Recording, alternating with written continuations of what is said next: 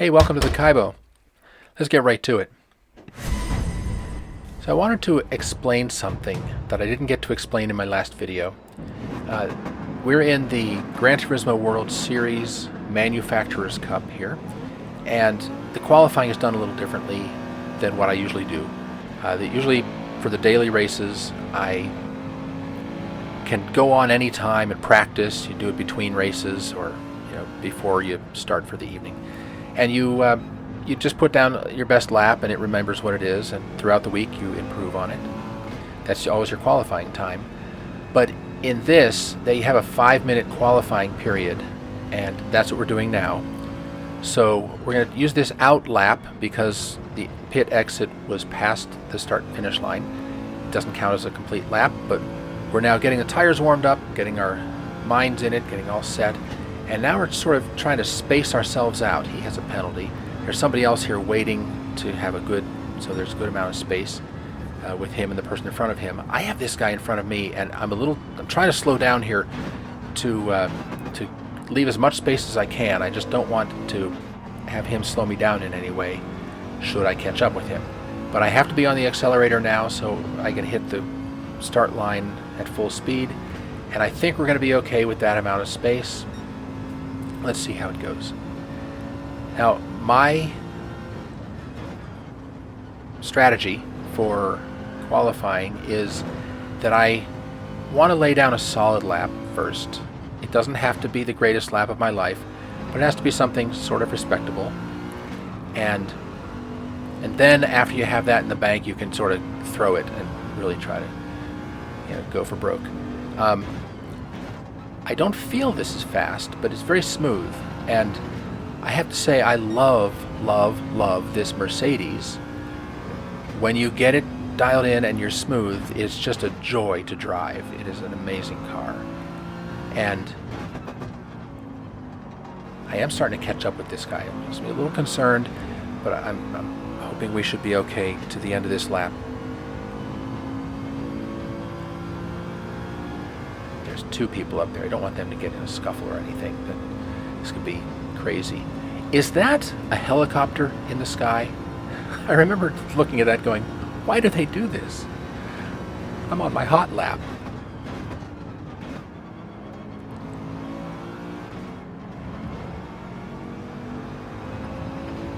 So I really feel good about this whole lap. It's just been a smooth lap, and we're going to cross the line, see what we get.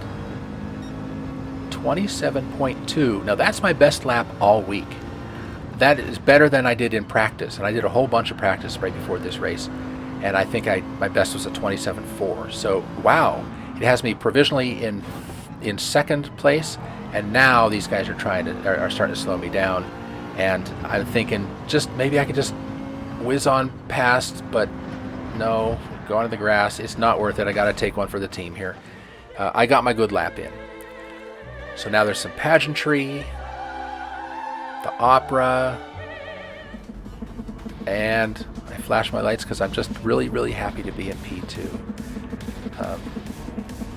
I don't know why they're starting. I think they're starting the race before dawn, because is that a good time to start a race? I mean, it leads for some cool lighting here, but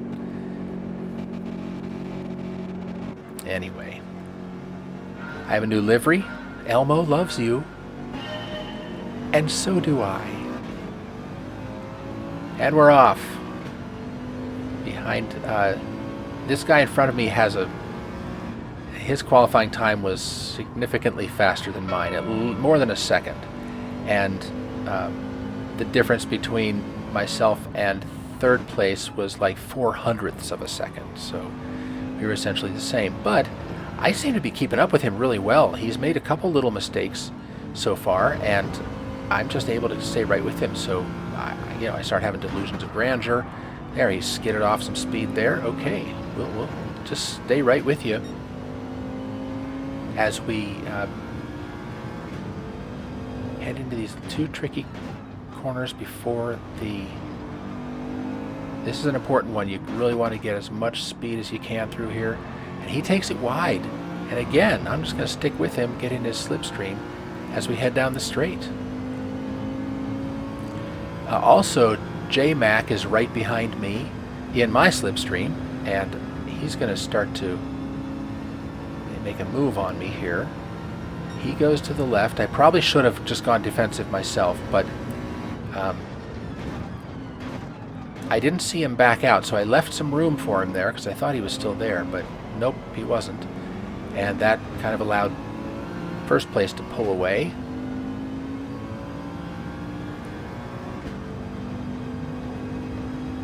And that's a pretty respectable first lap. I feel good about it. Still have P1 in sight, and I have this awesome responsibility of maintaining P2. So we're going to move ahead to the third lap now, moving into the fourth lap. And J-Mac is right on my tail. I check in my rearview mirror. He almost goes off there, and you do not want to go off on that corner. So he was heavily on the brakes, and still all it gave me was a little bit of breathing room. I think 1.3 seconds. So, you know, I really still have to be on the ball here. But P1 is still within shot, and this is what happened. I just went over the line, and I think that's going to be a penalty.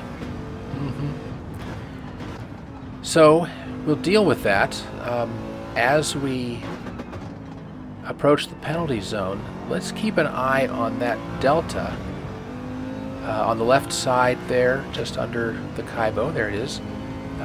We're at, as we approach the penalty serving zone, 1.7 seconds. It's a half-second penalty. I do downshift into fourth just to make sure I can get back up to speed as quickly as possible. And he's closing in, and by the end of the straight here, he gets to 0.8. So they took 9/10 of a second on a half-second penalty. So that's the compound interest you get on those straightaways when you have to serve a penalty. Moving ahead to the fifth lap now, and this happens. Just keep it pointed forward, keep it pointed forward. Okay. Thankfully, this is all it cost. I mean, it cost the position, but it didn't too badly cost the position. He does seem to pull ahead of me 2 seconds or so. On to lap 7 now, turning into lap 8. And just keep an eye on J-Mac in front of us here. As he goes up over the crest of the hill, he'll disappear for a second. He's going to take a left where he should have taken a right. And now I am back up in P2, and I get stupid.